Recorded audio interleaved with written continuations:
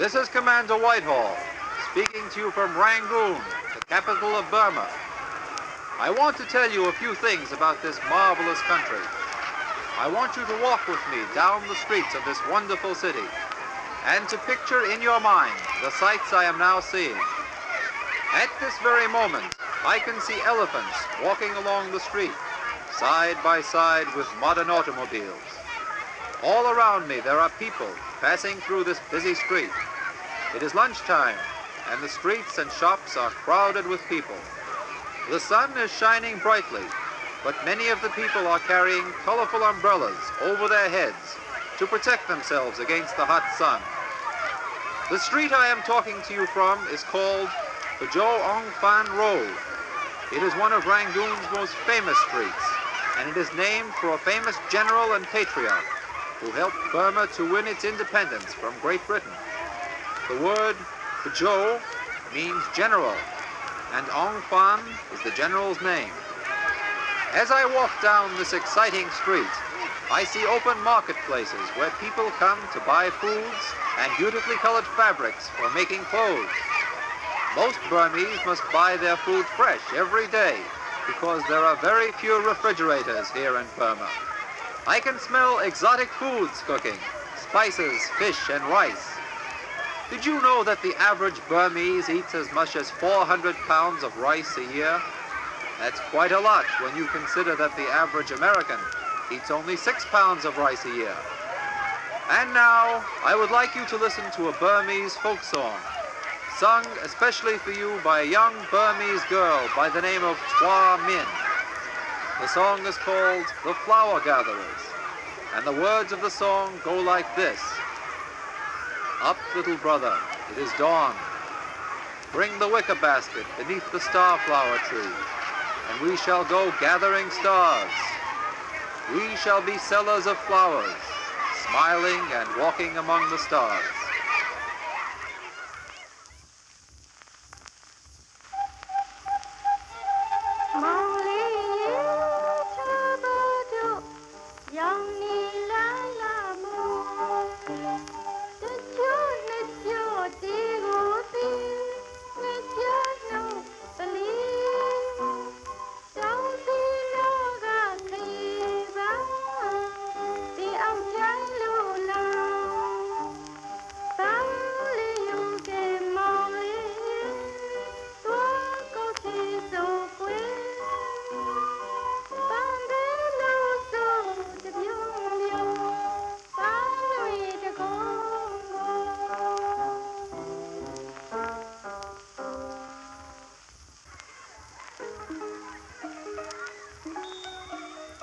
And now, I am standing in front of the Shwadigan Pagoda. This is the largest Buddhist temple in the world. All around me I see Buddhist monks in long, flowing yellow robes. They are walking to the pagoda to participate in a ceremony called the Shinbyu. This is the ritual during which a Burmese boy is confirmed and becomes a man. In honor of the occasion, friends and relatives come to dance and celebrate. I can see the young man now. He is decked with flowers and he is wearing a golden crown of metallic foil. His face is covered with white chalk. If you listen closely, you can hear a Burmese orchestra playing in the large square in front of the temple. The music of this orchestra comes from percussion instruments only. It is called a peepat orchestra, and the instruments are drums and cymbals and gongs, and many different types of xylophones. Let us listen to the orchestra for just a moment.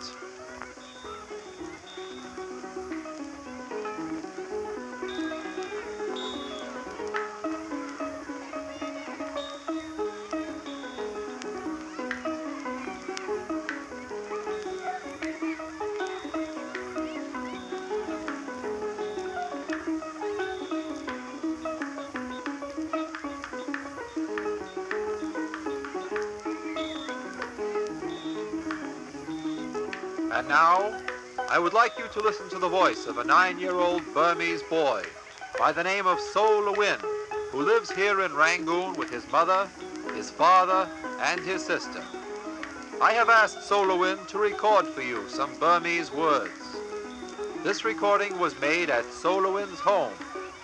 Listen carefully to the words, and then see if you can say them yourself.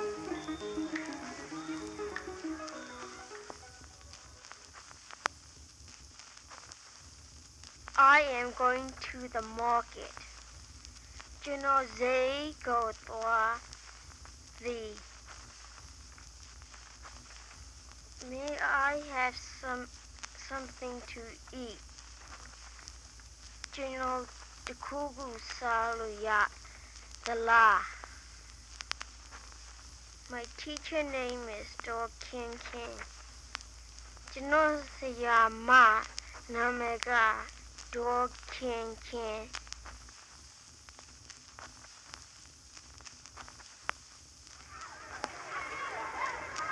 And now, from Rangoon, Burma, this is Commander Charles Whitehall saying goodbye, or as the Burmese say, Twa Me. I'll be speaking with you again next month from another distant part of the world. Twa Me, goodbye from Burma.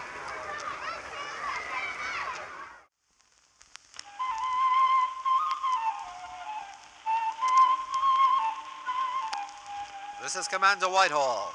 It is dawn here in Cairo, the capital of Egypt. The sun is just beginning to light the morning sky. In a few hours, the temperature will rise to about 100 degrees. From where I stand, I'm able to see a man on top of a minaret. A minaret is a steeple on top of a Muslim church, which is called a mosque. The man is known as a muathin. It is his job to care for the mosque and to call the Muslim people to prayer, as he is doing right now. 5 times during the day, at dawn, noontime, afternoon, sunset and darkness, the muathim calls the worshippers. The chant that you are hearing is called the adhan, and the Arabic words he repeats over and over say, God is most great. I testify there is no God but Allah. I testify Muhammad is the messenger of Allah. Come to prayer. Come to salvation. God is most great. There is no God but Allah. The Arabic word for God is Allah, and the Muslims say that he is actually the same God that the Christians pray to. Muhammad is the founder of the Muslim religion. Now, people everywhere are going into the mosque to pray. Inside, they will fall on their knees and bow down in the direction of Mecca, the Arabic city in which Muhammad was born. They will recite prayers from the Quran, the Muslim Bible. In a moment, we will be visiting the tomb of an Egyptian pharaoh. This tomb is more than 3,000 years old, and when first discovered, contained fabulous riches of gold, silver, and precious gems. I am standing in the main chamber of the tomb of King Tutankhamun. In this room is the solid gold coffin of the king. Ancient paintings and hieroglyphics can be seen on the wall. The hieroglyphics are picture words, first invented by the Egyptians 6,000 years ago. These picture words tell the story of King Tutankhamun, who became pharaoh of Egypt when he was only 10 years old, and died when he was a young man of only 20. When the king's tomb was first discovered about 40 years ago, fabulous treasures were found here, in this very room. There was the king's own throne, made of silver, gold, and studded with priceless gems, golden chariots, beautifully designed chests that contained clothes belonging to Tutankhamun. If you visit Egypt, you can see the treasures from King Tutankhamun's tomb in the museum in Cairo. In a moment, you will hear a conversation that I had with a young Egyptian boy. His name is Hassan, and he lives here in Cairo with his mother and father and 2 brothers. Listen. I see you live here in Aram Street in view of the pyramids. Well, yes, Aram Street means Pyramid Street. I visit the pyramid a lot, and when you go inside, it's very nice with a lot of paintings on the walls, and you could see a lot of mummies. And around the pyramids, there are camels and horses which you could ride for rent. First the man orders the camels to go down, and it keeps on going down. And then when you ride it, it keeps on going up, up, up, and then it walks with you, and you have to hold in the pump in front of you, and it's a lot of fun. Could you tell me what some of your favorite foods are? Yes, hamam mahshi, which is stuffed pigeons. First you get a young pigeon and you stuff it with rice. Then you boil it, and then after it's boiled, you put on outside butter. You fry it and then you eat it. And could you tell us some things about your religion, the Muslim religion? Yes, we pray 5 times a day. We have a holy month. It's called Ramadan. We're not allowed to eat or to drink anything between sunrise and sunset in any day of that month. We're not allowed to eat pig's meat at any time of the year. And we're not allowed to drink any kind of liquors. And now, listen to this Egyptian folk song, sung by a young Egyptian girl.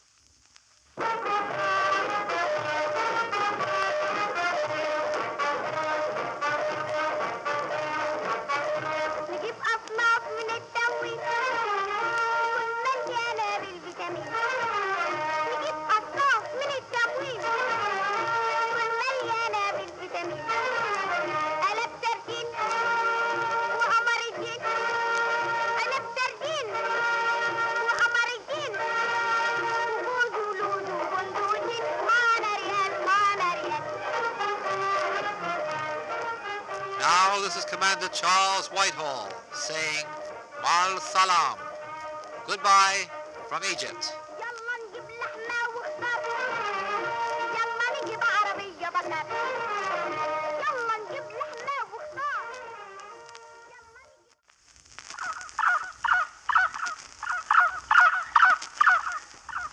This is Commander Whitehall in the jungles of Ecuador.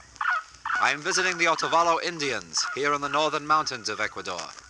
These people are peaceful farmers and weavers. Their cloth is so beautiful it is found in museums. The Otavalos still use the ancient designs and secret dyes of their Inca ancestors. Right now I am talking to you from the village marketplace. The square is crowded with pigtailed Indian men in colorful ponchos. Each of the women is wearing several brightly colored skirts, one on top of the other. The Indian children are busying themselves with games of tag, while their parents await customers for their wares. Today is Saturday, so there is no school. The Indian children go to class in a small one-room hut, which has a straw roof. Their teacher has been sent here by the Ecuadorian government. The main subjects are reading and writing. When they are not in school, these Otavalo youngsters help with the family farming, go hunting, fishing, and play games. You may be wondering why it seems so quiet here. It is because the Indians do not believe in hawking or in shouting out their wares. They believe it is polite to remain silent until asked about their merchandise. There are all kinds of interesting things for sale here at this huge marketplace. I see hand-woven blankets, pottery, straw hats, musical instruments. Here are what look like black ping-pong balls.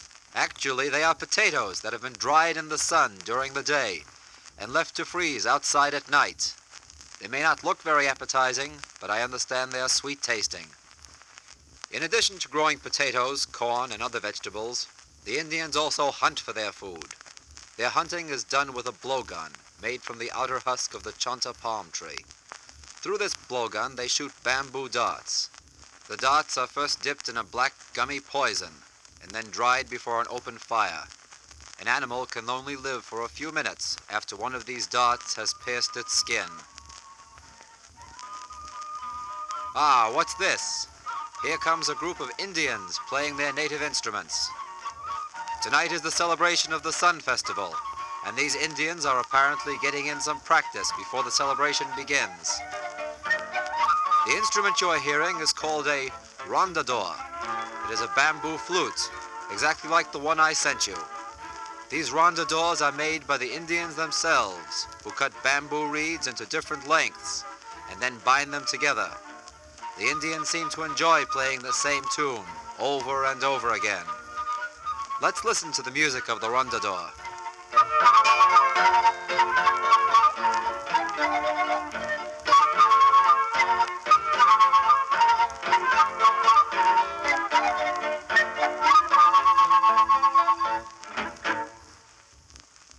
And now, here is something very interesting. In a moment, you'll hear a conversation I've had with an Ecuadorian Indian. His name is Franco, and he is a member of the Cayapa tribe. We met this man in our travels through the jungle.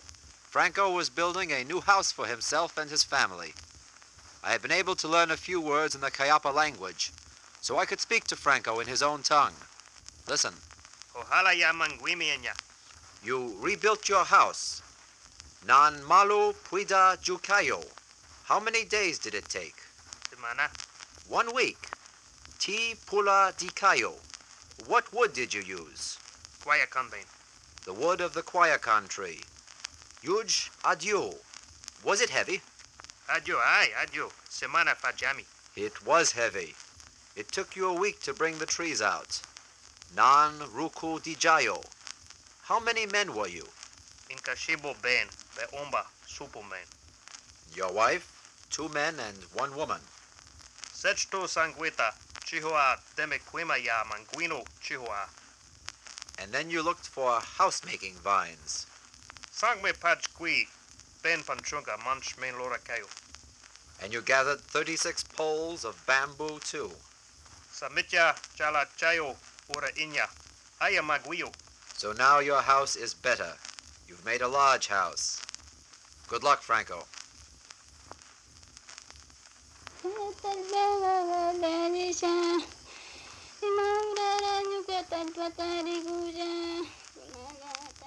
And now here is a very sad song, sung by an Indian woman whose chickens were all killed by a tiger. She is very sad because raising chickens was her only means of making a living. Now they're all gone. This recording was made in one of the Indian villages. The words are sung in the Quicha language, and they go like this. I am crying about my chickens. When am I going to see my chickens again? Now I don't have any. The tiger ate all my chickens. Now I am all alone. I don't have any chickens. When will I see them again? I was looking and looking for them, and found only feathers. I cried for 2 days.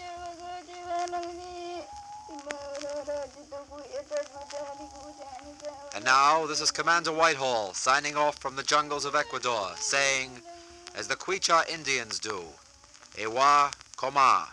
Goodbye.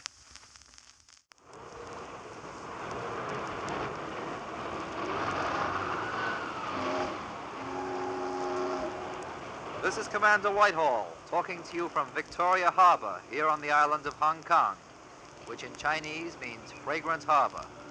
In the background, you can hear the sounds of ships steaming out of this busy harbor. There are thousands of small sailing boats called sampans all over the harbor. They are so closely packed together that the people who live on them need only to step from one boat to another to reach the shore.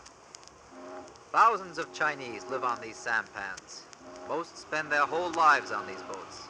The family depends upon the fish they catch for their meals. The children of the sampan dwellers rarely get to go to school.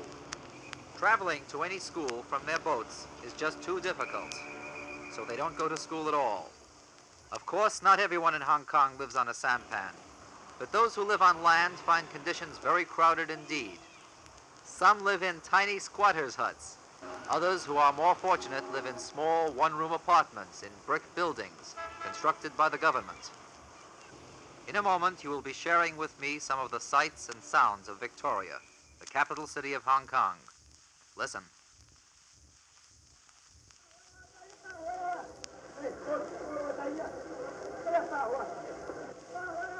I am talking to you now from Central Market on Queen's Road, the busy marketplace here in Victoria. The street is crowded with push carts, motor bicycles, cars, and rickshaws. You can probably hear some of the vendors calling out their wares. There are all kinds of foods for sale here. Ripe red watermelons, fish, lychee nuts, duck eggs, beans, sugarcane, seaweed, rice, and tea. There are shops that sell beautiful jewelry and carvings of ivory, jade and camphor wood.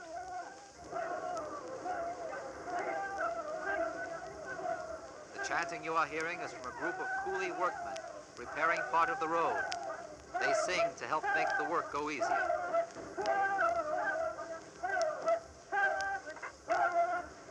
There are all kinds of interesting sights and sounds here in Hong Kong.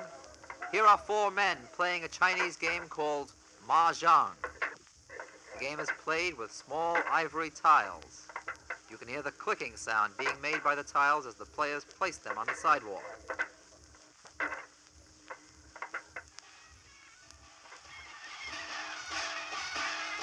Ah, what's this? A Chinese wedding. The bride and her bridegroom are being carried on sedan chairs on top of the shoulders of porters. The chairs are painted gold and red, and there is a small band leading the procession. In the next portion of this record, you'll be listening to some folk songs sung by a group of children from the Sin Chu Elementary School. First, you'll hear a children's opera, a play in which the actors sing as well as act. The story tells how a friendly cat and bear outsmart a sly fox. 走一步，跳一跳，一步一跳往前跑，高高兴兴回家去，夜里鱼儿吃个饱，啦啦啦，啦啦啦，夜里鱼儿吃个饱。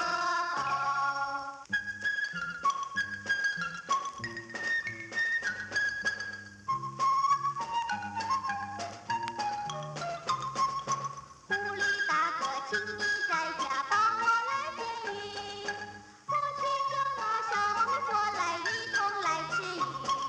小小老天你放心，我一定把鱼过中间，带着地盘小猫咪回来一同来吃鱼。 Here is a rice planting song.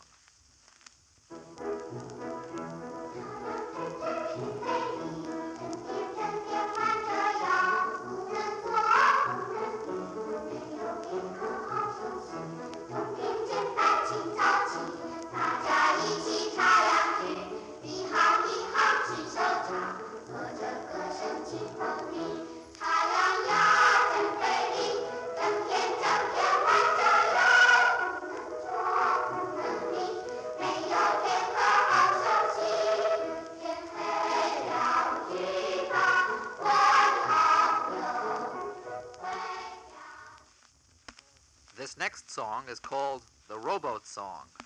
It tells about going across the water to visit one's grandmother.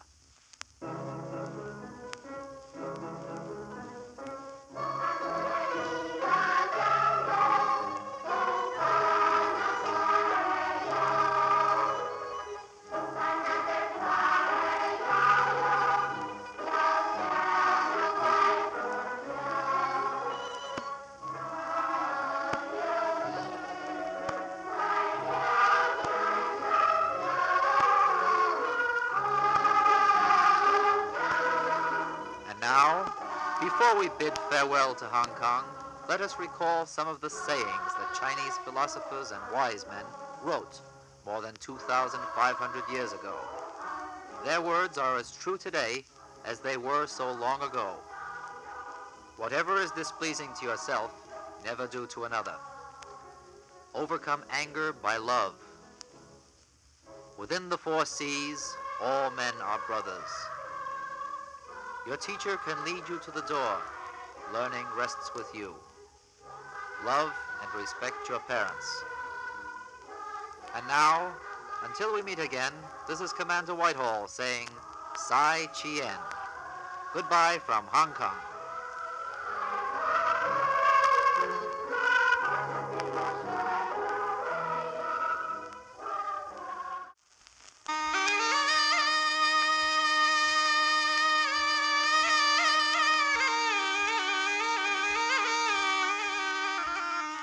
This is Commander Whitehall, talking to you from Bombay, India. The music you are hearing in the background comes from an instrument called a bean. It is the music of the snake charmer, and the scene I am watching is nearly unbelievable. Directly in front of my eyes, in the middle of the street, is a man sitting cross-legged, and playing this strange instrument. Alongside him is a basket, and inside the basket sits a deadly cobra. The snake seems hypnotized by the music. He is uncoiling himself from the basket. His head is weaving back and forth. A large crowd has gathered to watch this fascinating performance. Now the cobra is almost completely uncoiled. He must be 10 feet long. He is a black snake, and at the top of his head his skin is rounded like a hood. The instrument you are hearing, known as a bean, is a homemade instrument. It has probably been made by the snake charmer himself from a gourd, the hard shell fruit of certain vines. There is a mouthpiece at one end. The other end looks like a flute with finger holes for playing notes. As he plays, the snake charmer puffs up his cheeks to form a kind of bagpipe. Now the snake is coiling itself back into the basket. Everyone seems relieved, although I suspect that most of the people in this crowd have seen a similar performance many times. Here at Bombay's Bazaar or Marketplace are many outdoor shops. They sell almost everything: fish, fruit, spices, bells, even precious jewels. Here's a shop that sells all kinds of richly engraved brass bells. There are many shapes and sizes. Bells are the song of India. They can be heard everywhere you go. There are different bells for almost every occasion: temple bells, peddler bells, cobra bells, camel bells, elephant bells, even rug beaters' bells. Want to hear what they sound like? I don't think the shopkeeper would mind if I demonstrate them for you. Let's see. Here's a fortune teller's bell.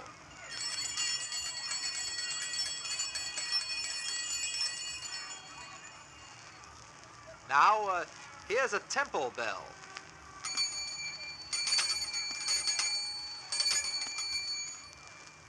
Now, what have we here? Ah, a camel bell.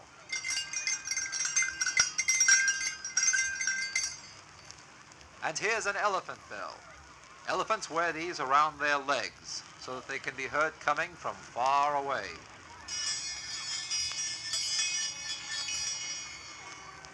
I could stay here all day ringing these bells, but I have the feeling that the shopkeeper might not like that.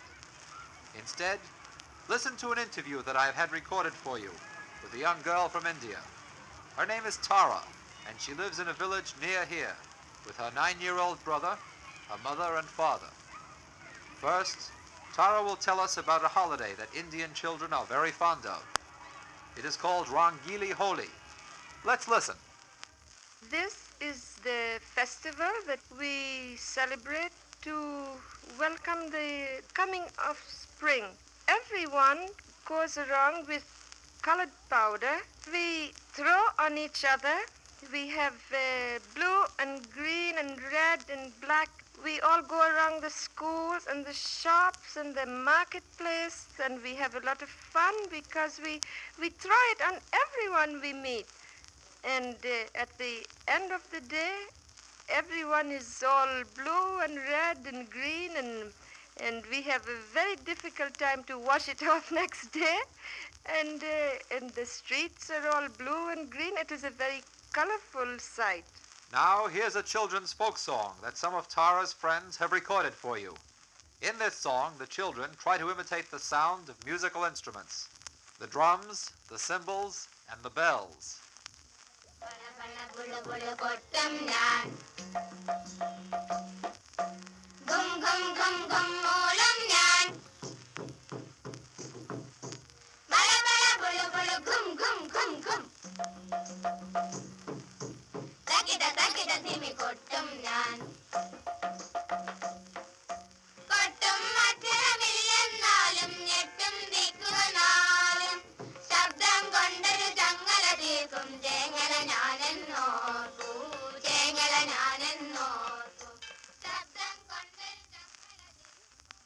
Now, here's Tara again to tell us a little about the Indian language. Now I will tell you some words that maybe your American friends might like to know. Suppose I meet my friend in the street. First I will say to her, Namaste. That means hello. Then I will say, Aap kaise ho? That means, how are you? and she will say, "Theek hai." "Theek hai" means fine. Then I might ask her, "Tum kahan jate ho?" That is, "Where are you going?" And she will say, "Main dukaan mein jati hu."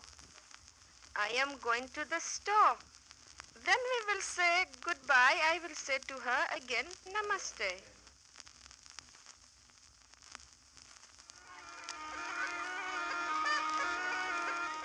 I hope you have enjoyed listening to these sounds of India. Until next time, when I'll be speaking with you again from another distant land, this is Commander Charles Whitehall saying Namaste. Goodbye from India.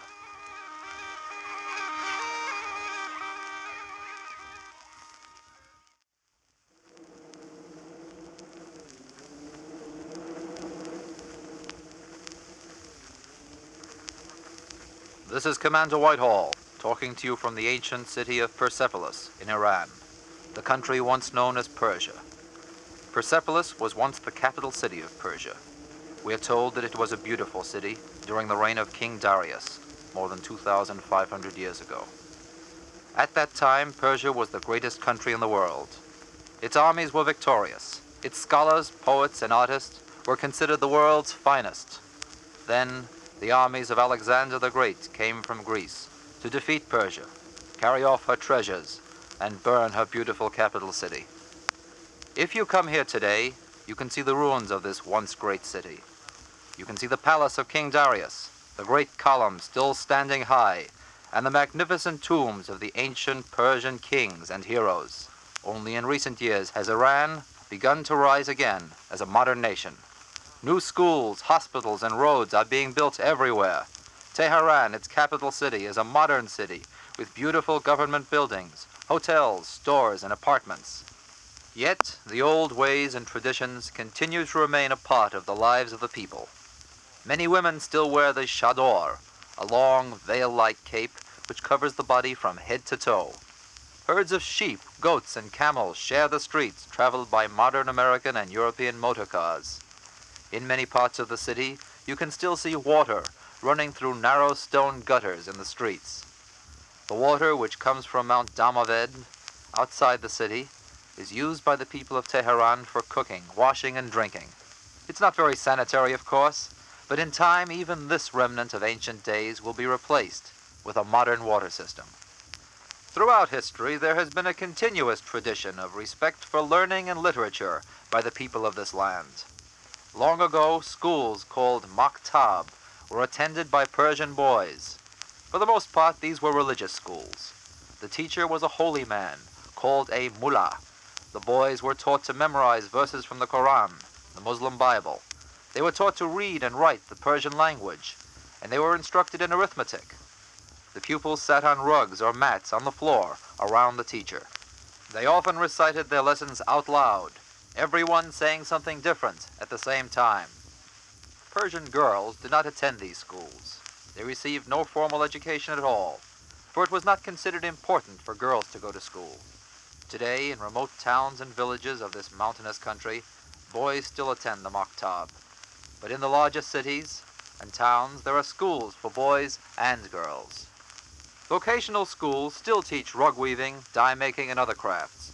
But many Iranian boys and girls learn these ancient crafts as apprentices, and the methods they learn are those that have been handed down from generation to generation for almost 6,000 years.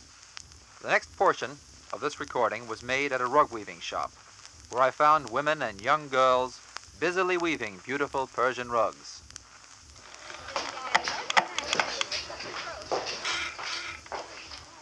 I am speaking to you now from a small shop where girls and women are sitting on benches in front of large looms, busily weaving rugs and carpets.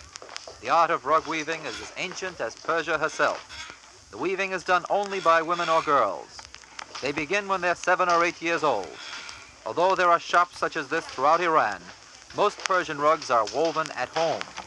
Sometimes the entire family makes its living out of rug weaving. The man raises or buys the wool. Then it is dyed in colors, and then it is passed on to the women in the family to be made into yarn. Now the weaving begins. It takes a family weeks, often months, to make a single rug.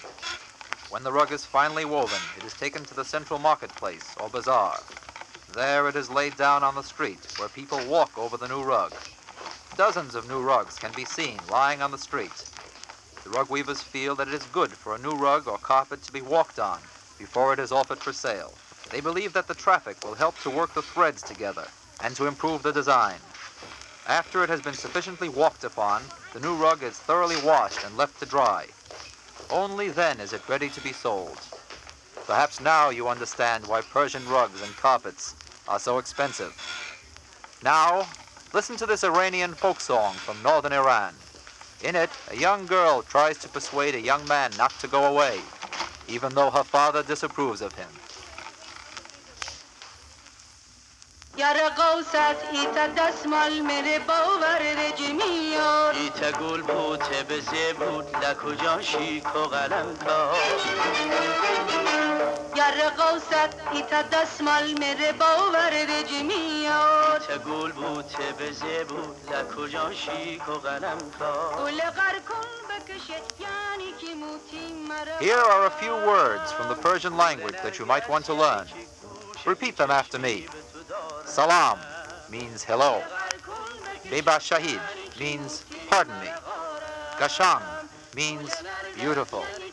Bali means yes. Nakher means no.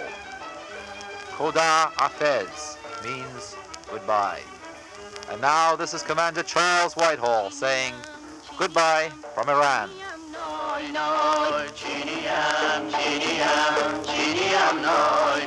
دستمال و هیل و میخک و زار چینیم نای نای دستمال هیل و میخک و زار چینیم نای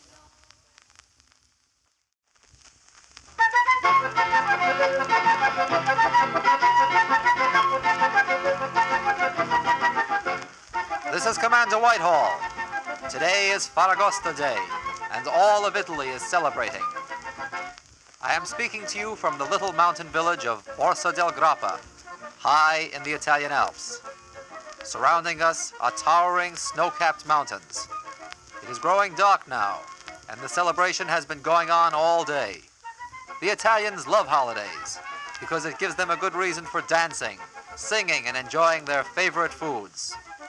This holiday, Ferragosto Day, has been celebrated for nearly 2,000 years. It is a day for celebrating the reaping of the harvest, and it is celebrated along with the Feast of the Assumption, a Roman Catholic holiday. The Italians love music and dancing. The dance I am watching now is called the Corrente. 3 girls and 3 young men are chosen by the villagers to do this dance. On the morning of Ferragosto, everyone goes to church. The 3 girls and 3 young men bring with them a large pine branch, decorated with flowers and ribbons, and 1 little round bun on the top. The flower and ribbons symbolize prosperity, and the bread is a symbol of charity. The branch is blessed in church, and the girls go to each house in the village to give out buns. In the afternoon, the dancing begins, and the 6 young people lead off with the Corrente. Above their heads, they hold pine branches as they whirl around to the rhythm of the music. Listen for a moment to this happy dance.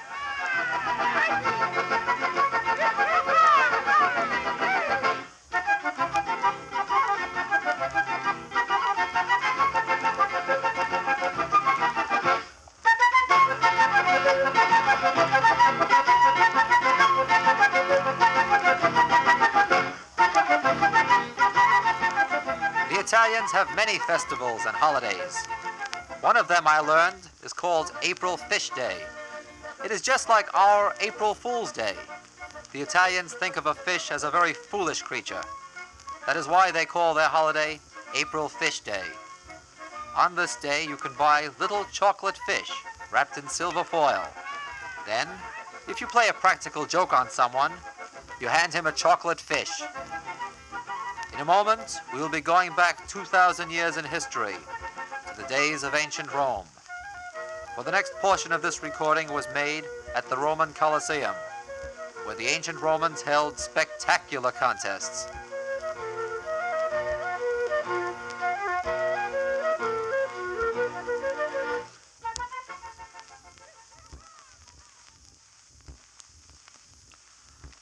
am talking to you now from the ruins of the Roman Colosseum. This is a huge open arena built in the year 80, almost 2,000 years ago, by the Emperor Titus. The Colosseum looks very much like a football arena. Its marble seats held as many as 50,000 spectators. Some of these seats were owned by the nobility of ancient Rome and even have their owners' names carved in them. But no football game ever took place here. Instead, bloody contests were held between men called gladiators and wild, ferocious beasts.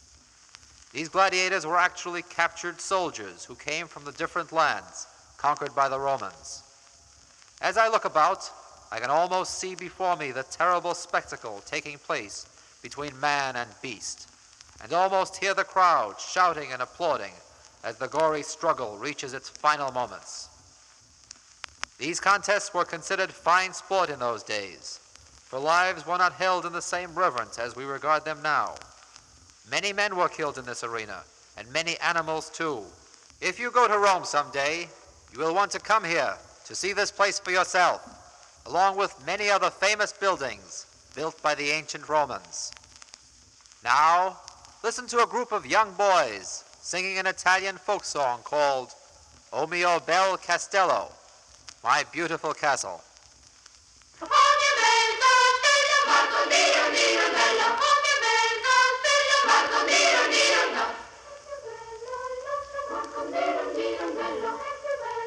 Now it is time for me to say arrivederci. But before I do, here are a few words that I learned in Italy. Repeat them after me, and soon you'll be speaking Italian also. Buongiorno means good morning. Per piacere means please. Grazie means thank you. Prego means you're welcome. La bambina means the little girl. Il bambino means the little boy.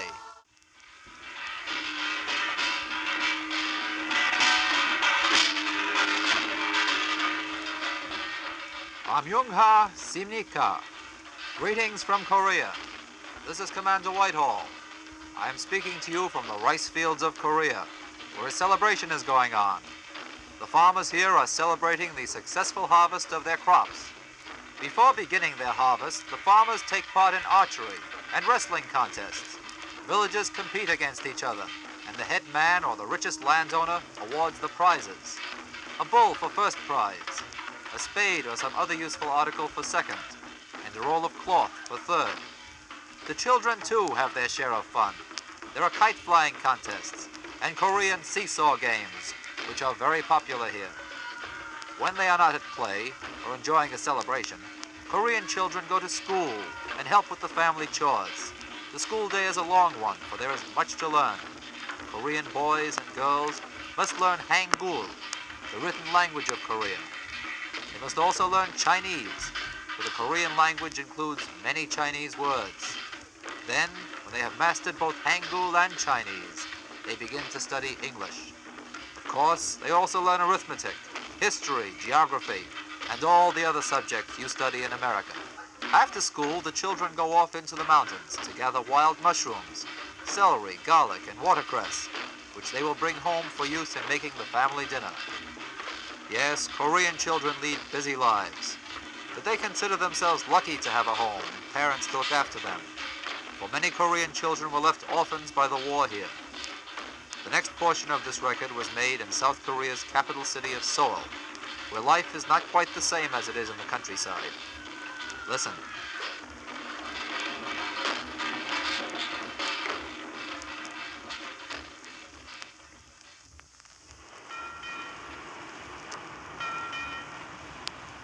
Now I am talking to you from Myeongdong, the main street in the center of Seoul, a busy, crowded city of nearly 2 million people. Around me, people and traffic are moving slowly through the narrow streets. There are ox carts, push carts, bicycles, trolleys, and buses. The buses are gaily painted with almost every color in the rainbow. Here is an old man wearing a tall black hat. The man is known as a yangban, an old Korean gentleman. The hat he is wearing is made of horsehair. There's an interesting story behind the wearing of these hats. It seems that centuries ago, Korean men wore their hair long and tied at the top of their heads into a topknot. The tall hats were designed to protect the topknots. Because the hats were greatly valued by their owners, men who wore them were not likely to fight with each other. And today, these hats are considered a symbol of respect and dignity, and only the older Korean men are entitled to wear them. The Korean War destroyed most of Seoul, but much of it has since been rebuilt. There are many new stores and government buildings, and hundreds of tea houses where people come for refreshments, to talk, and listen to American and Korean songs. In a moment, you'll be listening to some of these songs yourself. They are sung by the Korean Children's Choir from one of the orphanages here in Seoul. Listen.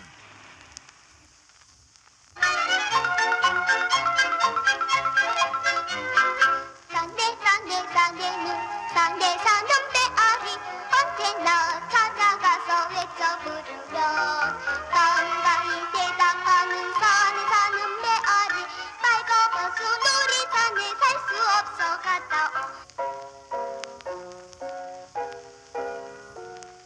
반짝반짝 작은 별 이상하게 빛난다 금광석과 같이도 반짝반짝 빛난다 반짝반짝 작은 별 이상하게 빛난다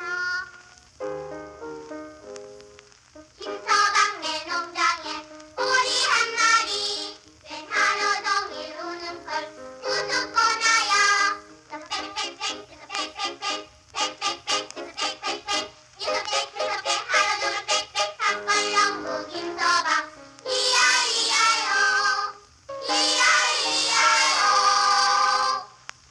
우리의 소원은 송이 꿈에도 소원은 송이 이 목숨 바쳐서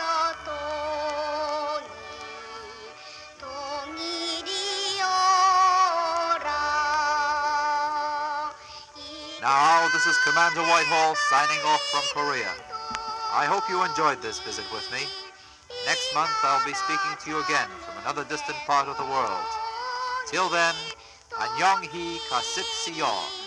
So long from Korea.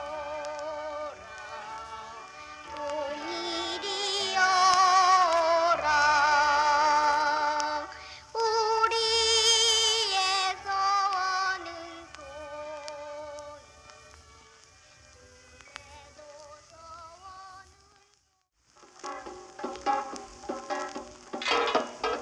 This is Commander Whitehall, speaking to you from the island of Luzon, the northernmost island of the Philippines. In the background, you're hearing the music of the Ifugao people, who live here on Luzon. These people were amongst the first to inhabit the Philippine Islands. When they arrived in the Philippines, these early inhabitants found the lands covered by mountains. In order to plant their rice, they had to level the sides of these mountains. Over a period of hundreds of years, these enterprising people succeeded in leveling the sides of the mountains into terraces, where they planted and grew rice. Today, the descendants of the Ifugao settlers continue to work the terraced mountainsides begun by their ancestors thousands of years ago. The music you are hearing is a festival dance that is thousands of years old. The instruments are all homemade. They include gongs of various sizes and shapes, drums and wooden sticks. The Ifugao people are only one of many groups of people that live here on the Philippine Islands. On the more than 7,000 islands that make up this country live people of Malaysian, Indian, Chinese, Spanish, and even American descent. Together, these various cultures have combined to make up a country rich in customs, music, and folklore. On this record, you will be traveling with me to some of the larger islands of the Philippines to listen to the songs and dances of the Philippine Islands. In a moment, we will be on the island of Mindanao, the southernmost of these islands. Here, the people are Muslims. That is, they practice the Muslim religion. These Filipino Muslims have their own songs and dances which originate from Indonesia. The dance you will be hearing is called Singgil. It is danced by a young girl wearing bracelets around her ankles. The instruments are bamboo poles which beat out the rhythm of the dance. You will also hear drums and cymbals. Listen.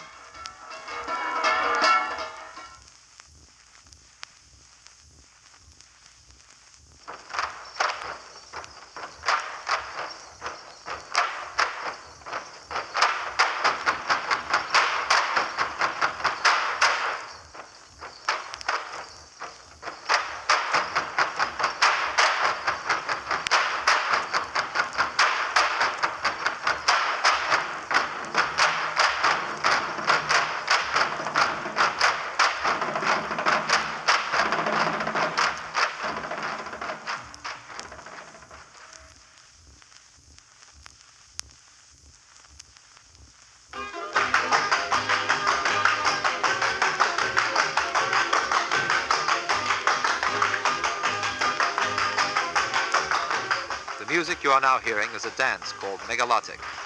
It is performed by several men wearing a harness of coconut shells around their bodies. Each man is also carrying a pair of shells in his hands. The dancers beat out the rhythm of the dance by hitting the shells together to form a clapping sound. The dancers pretend to be fighting over the latik, which is the meat of the coconut.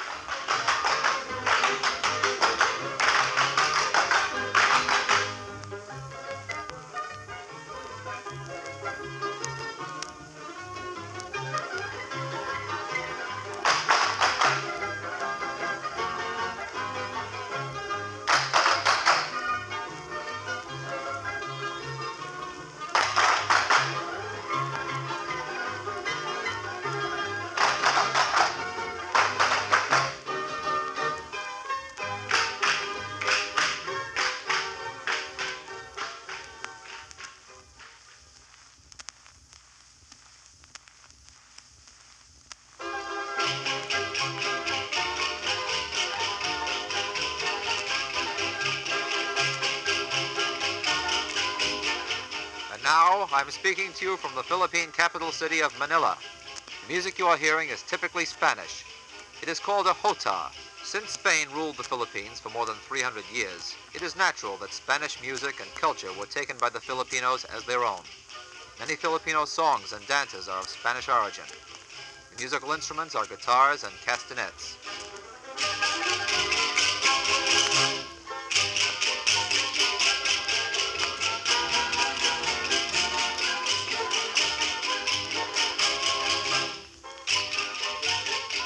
And now, listen to this rice planting song, sung by a group of Filipino school children.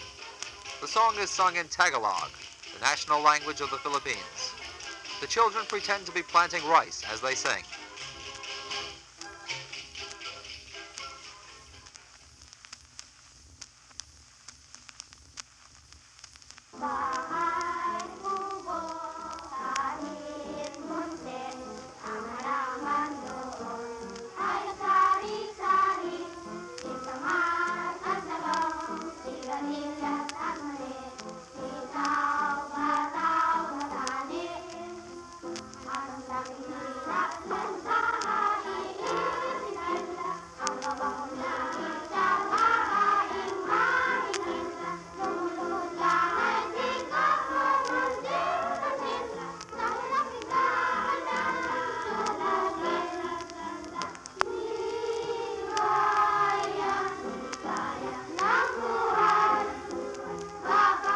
Now here are a few words in the Tagalog language of the Philippines. Mabuhi means hello. Salamat po means thank you. Oo means yes. Hindi means no. Diankana means goodbye. Goodbye from the Philippine Islands.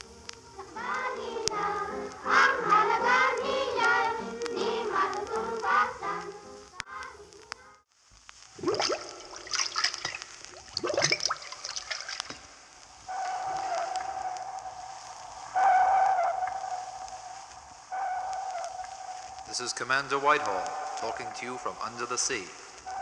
I'm inside an underwater diving chamber called a bathysphere. At this moment, we are descending at a speed of about 25 fathoms a minute. A fathom is equal to 6 feet, so we are going down at the rate of 150 feet a minute. We must descend very slowly. to adjust to the great increase in pressure. As we descend, the color of the water seems to be getting darker. When we reach the bottom, it will be pitch black, and we will need our huge headlights to show us the way. In the background, you may be able to hear the beeping sound of the sonar depth finder. Sonar is a device that tells us how far we are from the bottom of the sea. It works by bouncing sound waves off the ocean floor, by measuring the amount of time that it takes for the sound to reach the bottom of the ocean, and then bounce back to our ship. We can tell how far we are from the bottom. Anchored above us, off the Spanish island of Majorca, is the experimental ship Southwind, from which we are being lowered. As I talk to you, I can see many fish swimming past the windows of our diving chamber.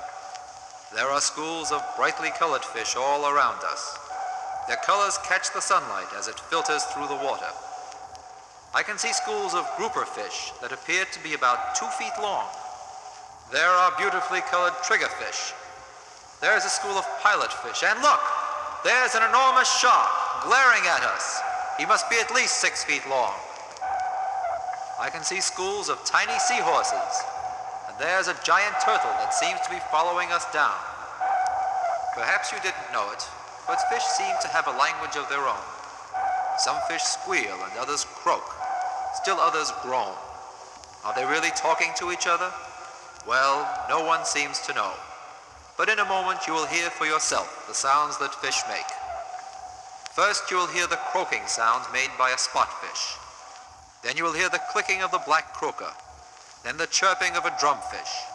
And finally the barking sound made by a toadfish. Now listen to the actual sounds of fish talking. First the spotfish.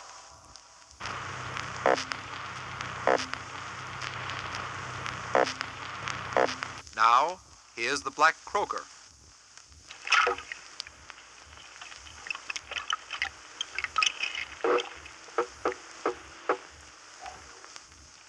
Now listen to the drumfish.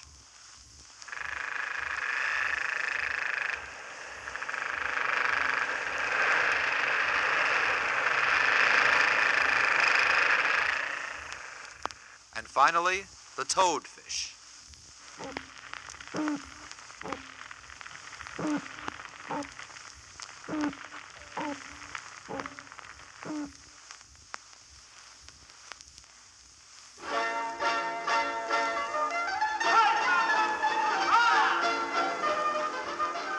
I am speaking to you now from the island of Majorca, just off the coast of Spain.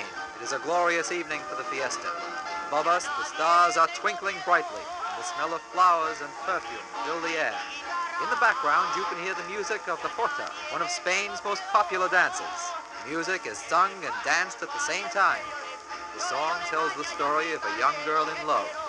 Listen.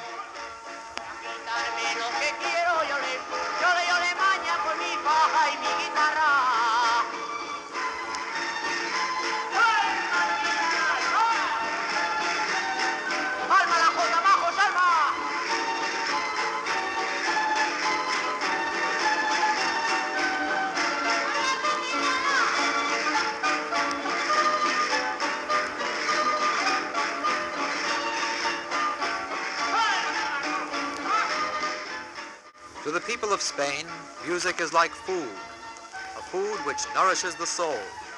Spanish song and dance are known over the whole world, and each province of Spain has its own particular songs and dances.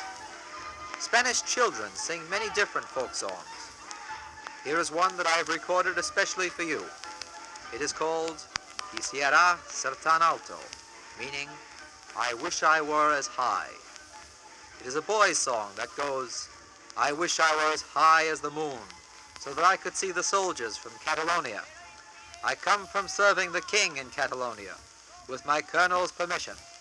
While I was passing over the bridge of Santa Clara, my ring fell in the water. Quisiera ser tan alto como la luna, ay, ay, como la...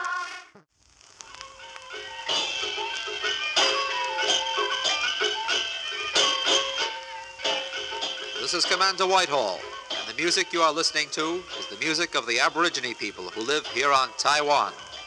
The Aborigines are the descendants of the very first people to inhabit this island, thousands of years ago.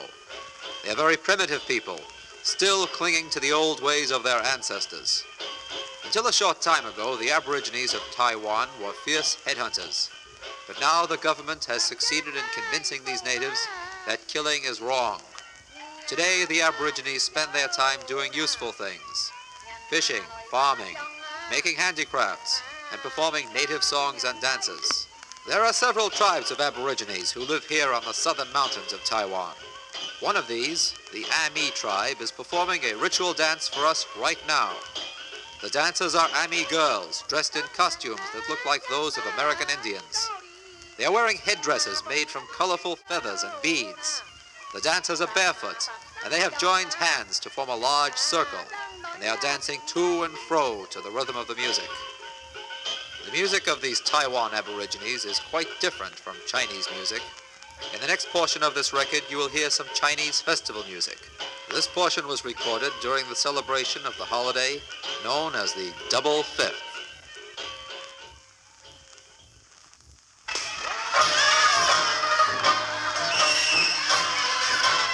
I am talking to you now from the streets of Taipei, the capital city of Taiwan, standing among crowds of happy, shouting Chinese. It is Pei time here in Taiwan, the start of the Double Fifth celebration. It is called that because the holiday falls on the 5th day of May, the 5th month. It is an occasion that welcomes the coming of spring and is climaxed by the dragon boat races that are held at Sun Moon Lake. The music you are hearing is being played by a Chinese orchestra. It may sound strange to you because Chinese music uses 84 scales, and the music that you are accustomed to hearing uses only 12 scales. Chinese instruments are also quite different from those you know. The pipa is a string instrument, which has 4 strings and looks like a mandolin. Then there is the chin, which is played like a violin. The xiong is an instrument which looks like a teapot, except that it has about 15 long bamboo pipes coming out of its top. Of course, the instruments that I am describing to you were invented thousands of years ago. And while they are still heard and enjoyed by Chinese people today, it is not at all unusual to hear American jazz or rock and roll being played here in Taiwan. And now, I'd like you to hear a conversation I've had with a young boy who lives here in Taipei. His Chinese name is Chen Yu-Wen, but he has an English name also, Martin Chen. He lives here with his parents and younger brother. Here is what he has to say about his country. Do you have television here in Taipei? Yes, we do. And my favorite program is called I Love Lucy. In Chinese, we call it 我爱露西. Lucy the Boy is a very popular actor. The movie is broadcast in English language, but there are Chinese words appears on screen. Many people here in Taiwan knows English because they begin to learn English from 7th grade. Could you tell me about the type of foods that you have here in Taipei? Do you have hot dogs and pizza and ice cream? The main kind of food here is rice. Pizza is unknown to me. And we do have ice cream. Hot dog, some people eat actual dogs, cats, horses, snakes, which are prepared in Chinese way. And many children choose sugar cane because they can chew it for a long time and it's sweet and delicious. Could you tell us a few words in the Chinese language? For example, when you meet your friend on the street, how would you say hello? We don't say hello. If I meet friend, we say 你好吗? That means how are you? And I answer 好啊. That means I'm fine. Then he might say 我去看棒球赛. That means I'm going to the baseball game. The word for baseball in Chinese is 棒球. Then we'll say 再见. That means goodbye. Here is a Chinese folk song being sung by a young Chinese girl.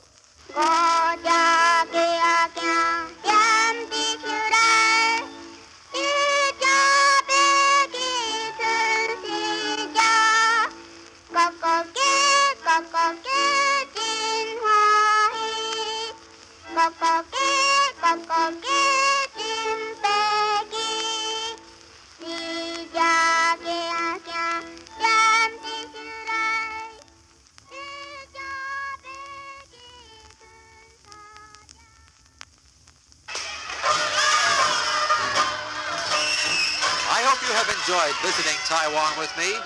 Next month I'll be speaking to you again from another distant country. So until then, this is Commander Charles Whitehall saying, Zai Qian. Goodbye from Taiwan.